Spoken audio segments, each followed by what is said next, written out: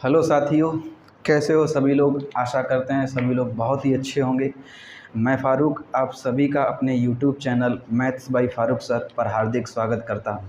साथियों, आप चाहे किसी भी सरकारी एग्ज़ाम की, सरकारी नौकरी की चाहे आप तैयारी कीजिए या आप किसी भी सरकारी नौकरी के एग्ज़ाम की तैयारी ना कीजिए, लेकिन हम सभी लोगों को अपने देश का इतिहास जानना बहुत ही ज़रूरी है। तो बिल्कुल भी चिंता करने की बात नहीं है, आप हमारे साथ जुड़े रहिए।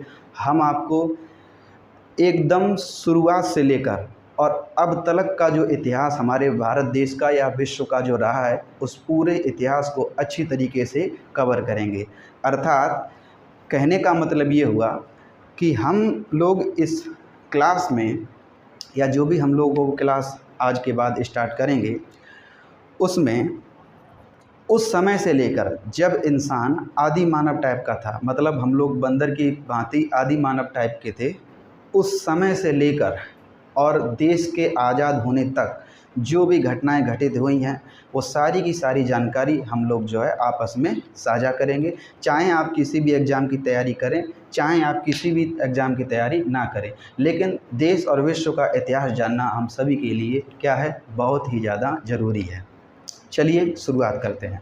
बताइए बताइए बच्चे, इतिहास का जनक किसको कहते हैं? तो इतिहास का जनक किसको कहा जाता है? हेरोडोटस को कहा जाता है। भाई लोग, इतिहास को हम कितने भाग में विभाजित करते हैं? इतिहास को हम लोग 3 भागों में विभाजित करते हैं। कितने भागों में विभाजित करते हैं इतिहास को? 3 भागों में विभाजित करते हैं। पहला कौन सा है? प्राग ऐतिहासिक काल। दूसरा कौन सा है? आद्य ऐतिहासिक काल। और तीसरा कौन सा है? ऐतिहासिक काल। प्राग ऐतिहासिक काल को हम लोग क्या कहते हैं? Pre historic period. और आद्य ऐतिहासिक काल को इंग्लिश में क्या कहते हैं? Proto historic period. और ऐतिहासिक काल को हम लोग कहते हैं हिस्टोरिकल पीरियड। ठीक है भैया। तो इतिहास को कितने भागों में बांटा गया है दोस्त? 3 भागों में बांटा गया है। पहला कौन सा है? प्राग ऐतिहासिक काल। दूसरा आद्य ऐतिहासिक काल। और तीसरा ऐतिहासिक काल। ठीक है साथियों, जो प्राग ऐतिहासिक काल है, इस समय के हम लोगों को कोई भी साक्ष्य, लिखित साक्ष्य हम लोगों को प्राप्त नहीं हुए हैं। आद्य ऐतिहासिक काल में क्या है, इसके लिखित स्रोत हम लोगों को प्राप्त हुए हैं, लेकिन उनको पढ़ा नहीं जा सकता है।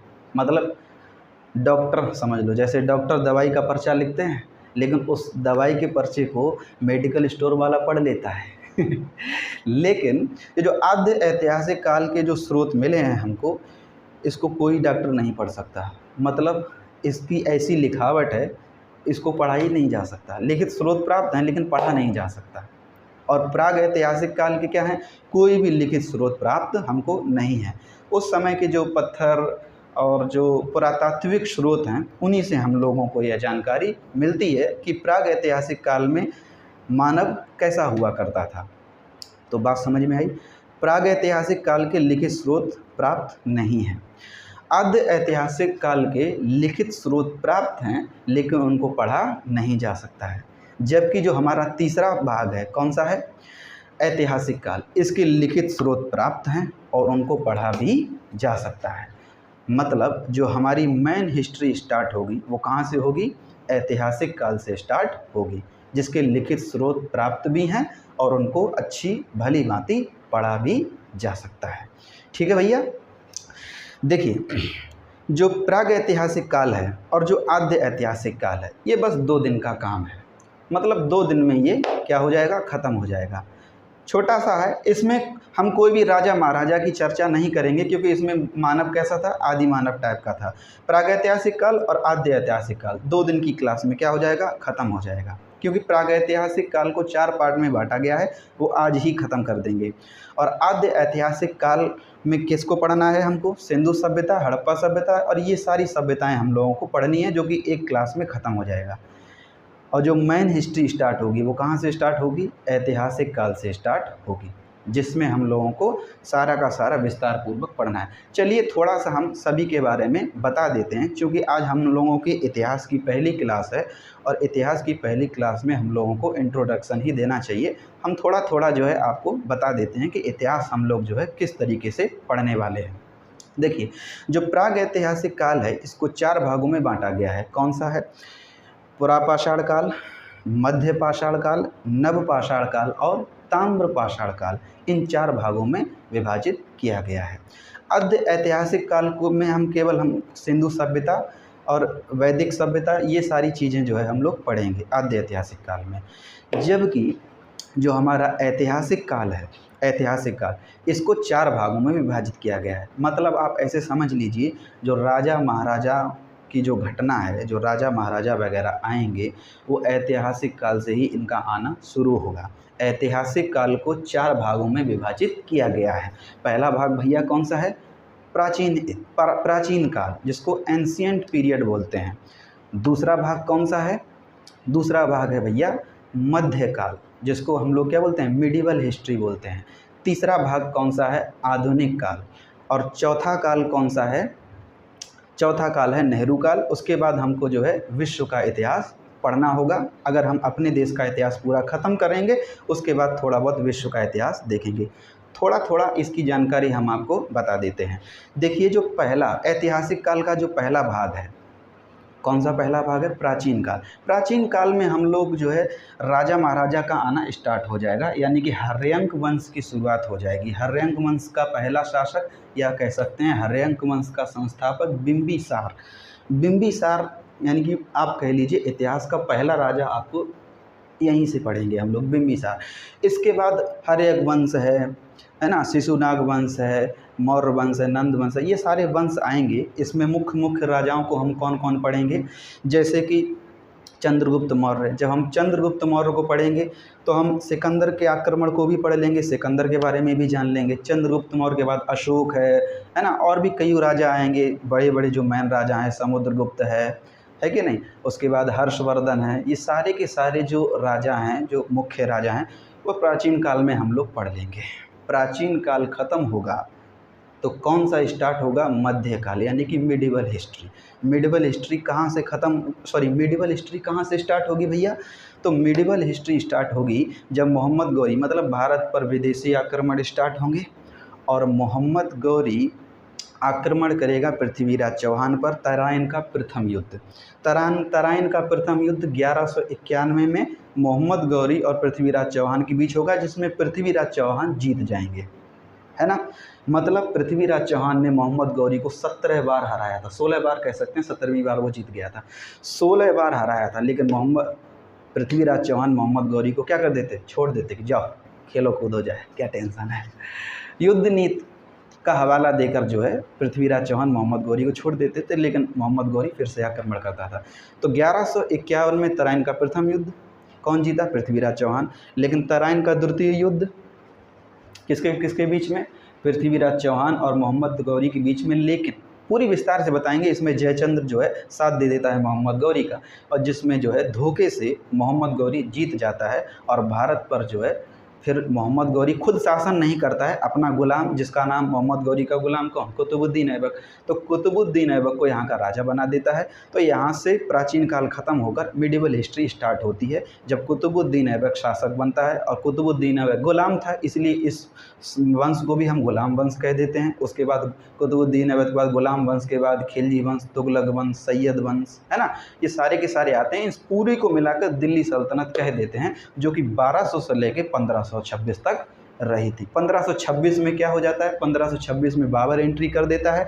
1526 में पानीपत का प्रथम युद्ध में बाबर भारत को जीत लेता है, और फिर मुगल वंश की क्या हो जाता है? स्टार्ट हो जाता है। मुगल वंश खत्म होता है, तब क्या शुरुआत होता है? प्लासी का युद्ध और बक्सर का युद्ध। 1764 में अंग्रेज आ जाते हैं, पर अंग्रेज़ों का शासन चलने लगता है। ठीक है, तो कहने का मतलब ये है कि मॉडर्न हिस्ट्री कहाँ से स्टार्ट होती है? मॉडर्न हिस्ट्री स्टार्ट होती है भैया लोग, जब हम लोग आज़ादी की लड़ाई जो है लड़ने, मतलब आज़ादी की जो है लड़ाई लड़ने लगते हैं, तब से मॉडर्न हिस्ट्री स्टार्ट हो जाती है। कहने का मतलब ये है आज़ादी की लड़ाई के समय। ठीक है, तो अभी हम कहाँ पर थे? हम लोग थे मिडिवल हिस्ट्री में, यानी कि मध्यकाल में। मध्यकाल के बाद क्या आता है? आधुनिक काल। आधुनिक काल का मतलब जब अंग्रेज का कब्जा हो जाएगा और अंग्रेज से हम लोग आज़ादी के लिए लड़ने लगेंगे, वही काल आधुनिक काल। अब जब देश आज़ाद हो जाएगा उसके बाद 1952 में पहला लोकसभा का चुनाव होगा और लोकसभा का चुनाव 1951 में हुआ। 52 में लोकसभा चुनाव कंप्लीट हुआ, पहले देश के प्रधानमंत्री पंडित जवाहरलाल नेहरू बनते हैं। 3 बार लगातार प्रधानमंत्री बनते हैं, उसी पीरियड को हम लोग नेहरू काल कहते हैं। हालांकि मोदी जी अभी वो प्रधानमंत्री बने हैं, अब इस बार जो है नेहरू जी का रिकॉर्ड टूट जाएगा, लेकिन आगे देखते हैं क्या होता है, क्योंकि पूर्ण बहुमत से सरकार नहीं है। तो नेहरू काल के बाद हमें विश्व का इतिहास पढ़ना है। तो हम लोगों ने देखा कि पूरा हम लोगों ने संक्षिप्त में आपको बता दिया है कि इतिहास हम कैसे पढ़ेंगे, मतलब आदि मानव से लेकर और अब तक का जो पूरा का पूरा इतिहास है वो पूरा का पूरा हम लोग क्या करेंगे भाई लोग, कवर करेंगे। ठीक है भैया, चलिए स्टार्ट करते हैं। तो स्टार्ट करते हैं भाई साहब प्राग ऐतिहासिक काल से। तो प्राग ऐतिहासिक काल जो है इसको हम लोग, प्राग ऐतिहासिक काल को हम लोग क्या कहते हैं, प्राग ऐतिहासिक काल को हम पाषाण काल कहते हैं भैया। क्यों? क्योंकि इसको स्टोन एज बोला जाता है। इसमें पत्थर की खोज हुई थी, मतलब पत्थर के हथियारों का इस्तेमाल करता था मानव। कहने का मतलब सीधा सीधा ये है कि उस समय मानव पूरी तरीके से खानाबदोश था। खानाबदोश का मतलब खाने के ही, जैसे जानवर लोग खाने की तलाश में भटकते रहते हैं इधर उधर, वैसे ही मानव जो है केवल खाना, उसका एकमात्र उद्देश्य क्या था, खाना, है ना। तो मानव का जो एकमात्र उद्देश्य था वो खाना की, मतलब भोजन की प्राप्ति थी, और वो जानवरों की भांति इधर उधर खाने की तलाश में घूमता रहता था, पूरी तरीके से खानाबदोश था। और उसके हथियार कौन कौन से थे? पत्थर के बड़े बड़े हथियार थे, जिनसे वो जानवरों को मारता था और उन्हीं को खा लेता था। ठीक है, तो पाषाण काल को ही हम प्रागैतिहासिक काल बोलते हैं। इसमें मानव पूरी तरीके से क्या था, खानाबदोश था, है ना, और खाने की तलाश में घूमता रहता था, पत्थर के बड़े बड़े हथियारों का इस्तेमाल करता था। अच्छा, तो प्रागैतिहासिक काल, अब इसके कितने पार्ट हैं, इसको हम लोग कितने पार्ट में डिवाइड करते हैं? 4 भाग में विभाजित करते हैं। पुरापाषाण काल, मध्य पाषाण काल, नव पाषाण काल और ताम्र पाषाण काल। पढ़ते हैं भैया पुरापाषाण काल के बारे में। तो जितनी बातें हमने अभी आपको बताई हैं वो सारी की सारी बातें किसके बारे में हैं? पुरापाषाण काल के बारे में हैं। मतलब पुरापाषाण काल में मानव पूरी तरीके से आदि मानव था, खाद्य संग्राहक था, खानाबदोश था, खाने के लिए इधर उधर भटकता रहता था, बिल्कुल जानवरों की भांति, और आदि मानव टाइप का आदमी था, जिसको हम खानाबदोश, आखेटक बोल सकते हैं। ठीक है, किसका इस्तेमाल करता था खाने के लिए? पत्थर के बड़े बड़े हथियार, जो पत्थर के बड़े बड़े नुकीले हथियारों का प्रयोग करता था। कौन? मानव। उन्हीं से अपना खाना इकट्ठा करता था। ठीक है, पुरापाषाण काल, अगर आपसे क्वेश्चन ही पूछा जाए कि बताइए आग की खोज कब हुई थी बच्चों, आग की खोज कब हुई थी, तो हमेशा याद रखना कि आग की खोज हुई थी पुरापाषाण काल में। मतलब पुरापाषाण काल में 2 ही चीज़ें आपको याद रखनी है। क्वेश्चन पूछा जाए आग की खोज कब हुई थी? पुरापाषाण काल में। ठीक है, इस समय पर पत्थर घिस के, मानव ने पत्थर घिसकर आग की खोज कर ली थी। आज भी जो आप अपने घरों में जो गैस में जो लाइटर जलाते हैं जिससे गैस जल जाती है, उसमें भी किसका प्रयोग होता है? पत्थर का प्रयोग होता है। 2 पत्थर होते हैं, पीछे से स्प्रिंग से धकेल देते हैं और 2 पत्थर सट जाते हैं, उससे चिंगारी निकलती है, उसी से आग लग जाती है। तो कहने का मतलब ये है कि क्वेश्चन ये पूछा जाए कि आग की खोज कब हुई थी, तो आप क्या कह देंगे? पुरापाषाण काल में। पुरापाषाण काल में एक बात की और खोज हुई थी। किसकी खोज हुई थी? पुरापाषाण काल में चित्रकारी की खोज हुई थी। मानव जो है थोड़ी बहुत चित्रकारी करना क्या कर दिया था? स्टार्ट कर दिया था। तो 2 ही बातें हम लोगों को याद रखनी है पुरापाषाण काल में। कौन कौन सी 2 बातें याद रखनी है प्यारे बच्चों? कि आग की खोज कब हुई थी? पुरापाषाण काल में। और चित्रकारी कब करना स्टार्ट कर दिया था मानव ने? पुरापाषाण काल में स्टार्ट कर दिया था। 2 ही बातें। पूरी तरीके से आदि मानव टाइप का इंसान था, खाद्य संग्राहक था, आखेटक था, घूमता रहता था इधर उधर, और कोई जीवन का कोई उद्देश्य नहीं था, केवल खाना खाना ही जीवन का क्या था? उद्देश्य था। ये सारी बातें किसके बारे में हैं भैया लोगों? पुरापाषाण काल के बारे में। ठीक है, आते हैं दूसरे प्रकार पर। दूसरा भाग, प्राग ऐतिहासिक काल का दूसरा भाग भैया कौन सा है? मध्य पाषाण काल। मध्य पाषाण काल में क्या होता है भैया? मध्य पाषाण काल में अब क्या होता है कि मानव थोड़ा विकसित हो जाता है। इसमें क्या होता है कि जो पत्थर के जो बड़े बड़े हथियार थे, मानव के पत्थर के जो बहुत बड़े बड़े हथियार थे, अब उन हथियारों को उसने क्या कर लिया है, छोटा कर लिया है, यानी कि पत्थरों के जो हथियार थे वो उनको क्या कर लिया, छोटा कर लिया है। तो क्वेश्चन पूछा जाए कि छोटे छोटे पत्थरों के हथियारों का इस्तेमाल मानव किस समय पर करता था, तो आप कह देंगे किस समय पर करता था, मध्य पाषाण काल में। ठीक है, मध्य पाषाण काल में उसके पत्थर के जो हथियार थे वो क्या हो गए थे, छोटे छोटे हो गए थे। दूसरा सबसे इंपॉर्टेंट कार्यक्रम इसमें क्या हुआ, अंत्योष्टि कार्यक्रम। अंत्योष्टि कार्यक्रम का मतलब जो दाह संस्कार होता है। हमारे हिंदू समुदाय में कितने संस्कार होते हैं, 16 संस्कार होते हैं, जिसमें एक विवाह संस्कार होता है और अंतिम संस्कार कौन सा होता है, दाह संस्कार। तो मानव ने अंतिम संस्कार यानी कि दाह संस्कार करना स्टार्ट कर दिया था। कौन से काल में, मध्यकाल में। कौन से काल में भैया लोगों, मध्यकाल में। ठीक है, तो मध्य पाषाण काल में आपको दो बातें याद रखनी है। मध्य पाषाण काल में कौन कौन से दो काम हुए थे।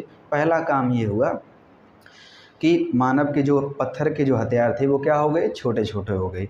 दूसरा काम प्यारे बच्चों कौन सा हुआ, अंत्योष्टि कार्यक्रम। मानव ने अंत्योष्टि कार्यक्रम की क्या करी, शुरुआत करी। आई बात समझ में। ठीक है, मध्य पाषाण काल में बस इतना ही याद रखना है। हालांकि हम आपको पीडीएफ देंगे, पीडीएफ में अभी बाद में बात करेंगे पीडीएफ की, पहले आगे बढ़ाते हैं। तीसरा पार्ट कौन सा है, प्रागैतिहासिक काल में तीसरा पार्ट कौन सा है, नवपाषाण काल। अब नवपाषाण काल जब आता है तो इसमें मानव क्या कर लेता है, अपना स्थायी आवास बना लेता है। ठीक है, तो क्वेश्चन पूछा जाए मानव ने स्थायी आवास मतलब उसने अपना स्थायी घर बना लिया था मानव ने।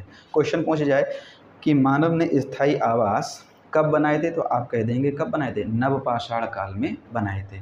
ठीक है, नवपाषाण काल में इंसान ने स्थायी आवास अपने बना लिए, रहने लगा स्थायी आवास बनाकर। ठीक है, पशुपालन स्टार्ट कर दिया, यानी कि मानव ने स्थायी आवास बनाए, पशुपालन यानी पशुओं को पालना स्टार्ट कर दिया। क्वेश्चन पूछा जाए कि पहला पशु कौन सा पाला, कुत्ता। कुत्ता क्या होता है कि थोड़ा चमचागिरी कर लेता है और मानव के साथ जो है जल्दी से घुल मिल जाता है ना। तो इसीलिए सबसे पहले मानव ने कौन सा जानवर पाला, कुत्ता पाला। ठीक है, तो स्थायी आवास बना लिए, पशुपालन स्टार्ट कर दिया। अच्छा, स्थायी आवास बना लिए, पशुपालन जो है स्टार्ट कर दिया, खेती प्रारंभ कर दी। क्वेश्चन पूछा जाए कि मानव ने खेती करना कब प्रारंभ किया, तो आप कह देंगे नवपाषाण काल में।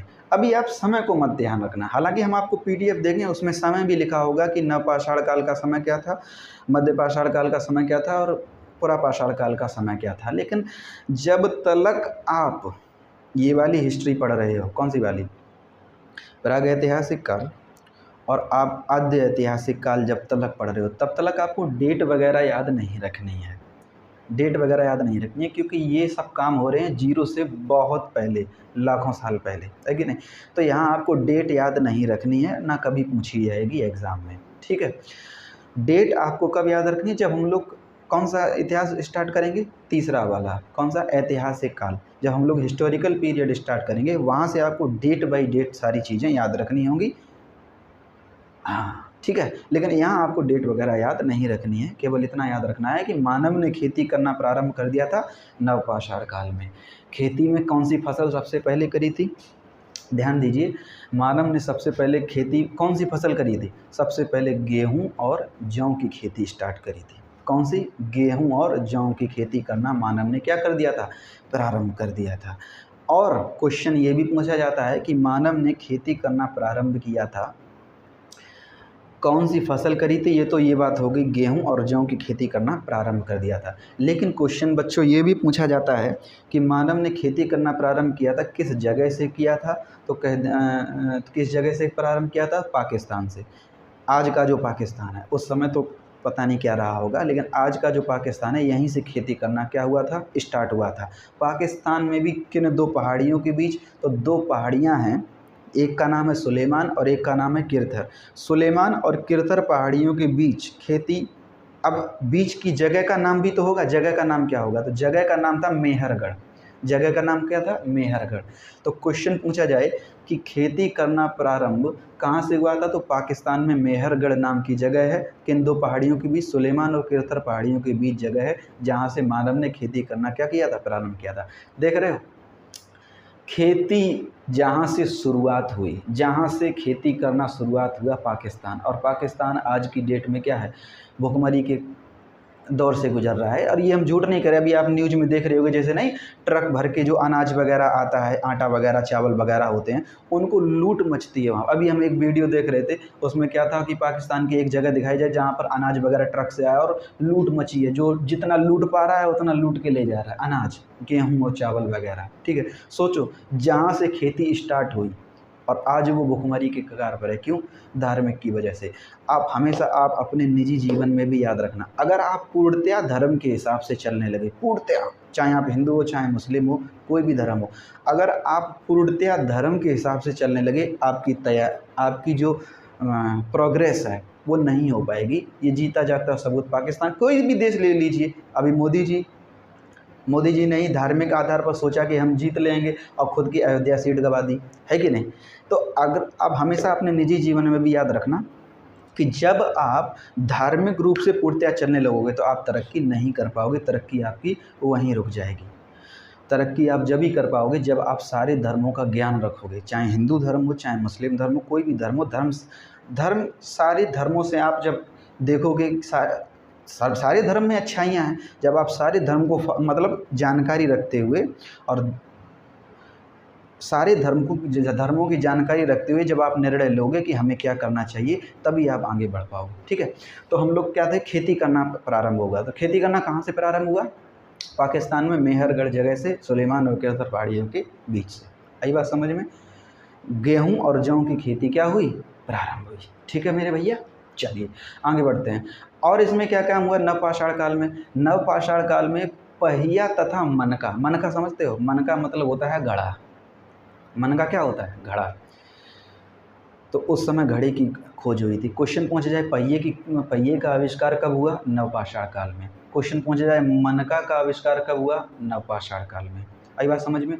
तो नवपाषाण काल में इतनी सारी खोजें हुई। ठीक है, एक एक करके हम सारी बता देते हैं। नवपाषाण काल में कौन कौन सी खोजें हुई? मानव ने स्थायी घर बनाया। ठीक है, स्थायी घर बना के मानव रहने लगा। पशुपालन किया, पशुओं में कुत्ता सबसे पहले पाल लिया। ठीक है, पशुपालन किया, खेती प्रारंभ करी, गेहूं और जौ की खेती करी। ठीक है, और उसके बाद मानव ने पहिए का आविष्कार कर दिया, मानव ने मनका यानी कि घड़े का आविष्कार कर दिया। तो इतनी सारी खोजें जो हुई वो किस काल में हुई? नवपाषाण काल में। चौथा आता है ताम्रपाषाण काल। इसमें बस केवल याद रखना, इसमें तांबे की खोज हो गई थी, इसीलिए इसको क्या कहते हैं? ताम्रपाषाण काल कहते हैं। उम्मीद करते हैं आपकी वीडियो आपको बहुत अच्छी लगी होगी। इसमें मैंने विस्तार से प्रागैतिहासिक काल में, जो प्रागैतिहासिक काल का जो 4 भाग हैं, कौन कौन से हैं? पुरापाषाण काल, मध्यपाषाण काल, नवपाषाण काल और ताम्रपाषाण काल, इन सारी चीज़ों को कवर किया है। आप सोच सकते हो कि आप कहोगे कि सर जी बहुत कम चीज़ें आपने कवर करी हैं। भैया इतने ही क्वेश्चन पूछे जाते हैं। अब हम लोग स्टार्ट कर देंगे कौन सा? आद्य ऐतिहासिक काल। कल की क्लास में हम लोग आद्य ऐतिहासिक काल पढ़ेंगे, उसमें सिंधु सभ्यता पढ़ेंगे और उसके बाद ख़त्म करके हम लोग प्राचीन ऐतिहासिक काल में हम लोग एंट्री करेंगे। 2 ही दिन में ये प्रागैतिहासिक काल और आद्य ऐतिहासिक काल 2 दिन में ख़त्म हो जाएगा। हालांकि प्रागैतिहासिक काल में और भी कई चीज़ें हैं, जब हम आपको पीडीएफ दे देंगे तो पीडीएफ में और बात, देखो सारी चीज़ें क्लास में नहीं पढ़ाई जाती हैं। अब हम यहाँ से एक एक सारी चीज़ें यहाँ बताने लगे कि हाँ ये बात हुई थी, ये बात हुई थी, मतलब सारी बातें, तो वो क्लास का तरीका नहीं होता है। इस हिस्ट्री की आपको पीडीएफ भी मिल जाएगी। ठीक है, उसमें और जो भी बातें 1-2 रह गई हैं वो सारी की सारी उसमें हम कवर कर देंगे। जितने भी साथी हमसे ऑफलाइन पढ़ना चाहते हैं तो हमारा ऑफलाइन कोचिंग सेंटर भी चल रहा है। आप हमारे जो वीडियो चल रहा है, इस वीडियो के कमेंट में आप अपना नंबर दे दीजिए, हम आपको अपने कोचिंग के ग्रुप में जोड़ लेंगे।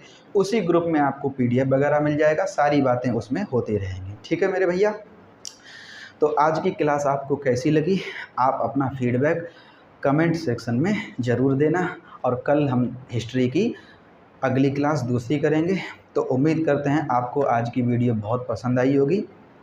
धीरे धीरे हम सारा का सारा सेटअप बना लेंगे। अभी हमारे पास केवल एक लाइट है, कैमरा है, माइक है और यही सारी चीज़ें हैं। हमने बोर्ड भी ऑर्डर कर दिया है, कुछ दिन में जो है फ्लिपकार्ट से बोर्ड भी आ जाएगा। धीरे धीरे सारा का सारा सेटअप हम बना रहे हैं और आपके लिए हर चीज़ बहुत अच्छी तरीके से प्रोवाइड कराएंगे। क्लास आज आप धीरे धीरे सारी चीज़ें हो जाएंगी, अभी बोर्ड वगैरह सब कुछ हो जाएगा। अभी हम केवल एडिटिंग से ही काम चला रहे। आजकल अभी बोर्ड आने ही वाला है, 2-4 दिन में बोर्ड आ जाएगा। बोर्ड पे क्लास होने लगेगी। ठीक है मेरे भैया, सारी चीज़ें धीरे धीरे से सेटअप हो जाएंगी, डिजिटल बोर्ड भी हो जाएगा, हर चीज़ हो जाएगी। बस आप हमसे जुड़े रहिए। वीडियो कैसी लगी आप कमेंट में ज़रूर बताइए। आप अपना नंबर कमेंट बॉक्स में ज़रूर लिख दीजिए, हम आपको कोचिंग के ग्रुप में जोड़ लेंगे। उसमें आपको PDF वगैरह सारी बातें मिलती रहेंगी। ऑफलाइन कोचिंग सेंटर भी है और उसका जो है एक व्हाट्सएप ग्रुप भी है। ठीक है, चलिए मिलते हैं अगली क्लास में। धन्यवाद।